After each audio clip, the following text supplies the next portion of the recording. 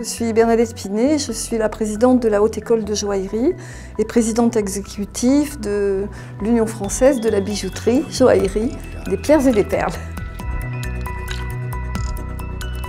Alors, le principal enjeu, je dirais qu'il est permanent, c'est un enjeu de compétitivité dans l'outil de production. Donc un enjeu toujours de perfection dans le délai, dans la qualité, mais aussi maintenant dans la supply chain et bien sûr dans le développement durable. Donc c'est une complexité d'enjeux et finalement des injonctions un peu paradoxales qui se rajoutent à la chaîne de valeur. Eh bien, c'est de s'assurer que le diamant est issu d'une mine responsable. Il faut savoir qu'il y a d'abord l'industrie minière, bien sûr, s'est emparée de ce sujet.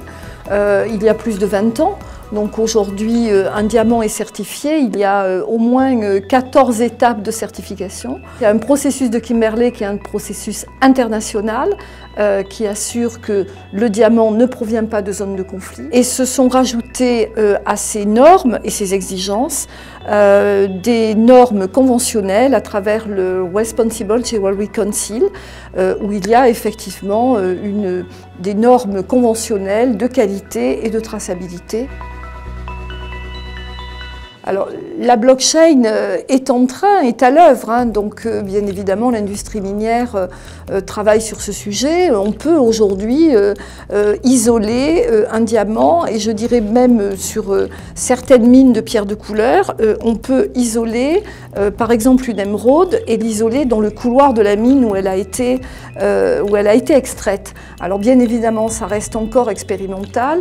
De Beers a déjà engagé une traçabilité et une blockchain extrêmement puissante qui est à l'œuvre. Et donc l'objectif, c'est d'avoir une traçabilité de la pierre de la mine jusqu'au retail. Diamant et romantisme, c'est une belle conjonction. Le diamant est synonyme d'éternité. Aujourd'hui, donc, il a cette valeur intrinsèque d'être traçable aussi. Et donc, bien évidemment, il est conjugué avec le moment où on l'offre. Voilà, on offre une parcelle d'éternité, voilà, un produit de la Terre qui a des milliards d'années. Effectivement, c'est l'amour qui prévaut à ce cadeau.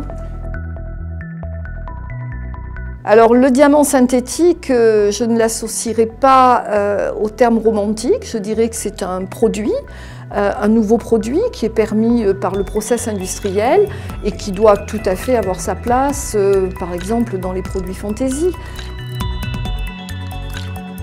L'os de diamant.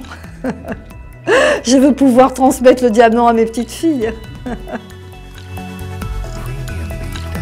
Je pense que c'est un formidable avenir parce que il faut savoir que les métiers de la joaillerie, c'est la collection de 15 ou 16 savoir-faire.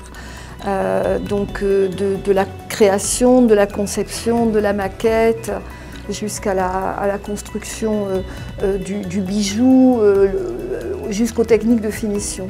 Le secteur de la joaillerie, depuis des siècles, traverse une épopée, hein, elle conduit une épopée pour se réinventer, tout en gardant la tradition du métier, mais une tradition réinventée. Donc dans un monde moderne. Donc je pense que c'est un formidable enjeu. Pourquoi pas? Il y a déjà une technique qui est à l'œuvre. Pourquoi pas? Reste qu'il y aura toujours la main de l'homme, mais il y aura sans doute effectivement des conjugaisons de techniques et de la main et du prototypage. Non, c'est un formidable métier, que ce soit dans la bijouterie ou dans la joaillerie. Voilà, c'est un secteur formidable parce que je pense que sa première vertu, c'est qu'il est d'abord rattaché à la culture. Un bijou, c'est d'abord une part d'humanité avec une culture qui se rattache à l'histoire actuelle ou à l'histoire ancienne. Et donc c'est un bijou de plaisir en fait. Il faut que l'on aide nos apprenants à aller là où ils doivent aller. Est-ce que ce sont des créatifs? Est-ce que ce sont des fabricants? Donc surtout tenir une promesse. Il faut qu'ils soient sûrs de leur engagement et il faut qu'on les aide dans leur engagement. C'est-à-dire qu'on travaille avec eux en amont de leur choix pour savoir s'ils ont des aptitudes créatives, s'ils veulent être fabricants, quelle est leur capacité à maîtriser le volume, à maîtriser le métal. Voilà, donc c'est tout cela qu'il faut véritablement qu'on vérifie avec les apprenants, qu'ils soient d'ailleurs jeunes ou adultes. Hein. Il faut pouvoir rentrer dans ce cadre avec les talents qui sont en soi. Donc il faut les révéler, on est révélateur de talents, enfin on a cette ambition, de façon à ce que les apprenants effectivement trouvent leur voie et puissent s'exprimer dans ce métier.